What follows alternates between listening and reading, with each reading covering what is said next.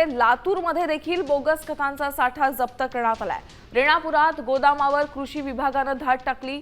यावेळी अवैध पद्धतीने साठवलेला बोगस खतांचा साठा जप्त करण्यात आलाय।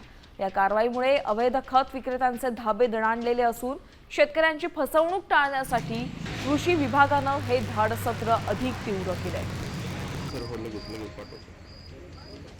लातूरच्या रेणापूर या ठिकाणी मोठा जो आहे तो बोगस खताचा साठा जो आहे तो कृषी विभागाने जप्त केल्याचं पाहायला मिळते। मोठी कारवाई म्हणावं लागेल। ऐन पेरणीच्या तोंडावर ही कृषी विभागाची कारवाई आहे। धाडसत्र जे आहे त्या कृषी विभागाचं लातूर जिल्ह्यात पाहायला मिळतंय।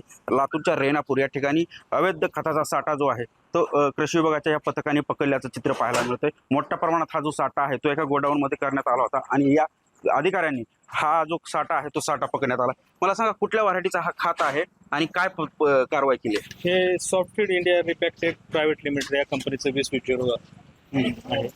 हे लायसन्समध्ये काही समावेश नाही, त्यामुळे ह्याची पुढे जप्तीची कारवाई करून पुढे कारवाई करत आहोत आम्ही। आता शेतकऱ्यांच्या मते आता तपासणी केल्यानंतर याच्यातून आढळून की हा एकदम याच्यामध्ये न्यूट्रिएंट घटक कोणते आहेत हे याच्यानंतरच कळेल। परंतु सध्या तरी ह्या कंपनीला कोणत्याही प्रकारचं या पॅकेटचं किंवा या गोण्यांचं लायसन्स नाही।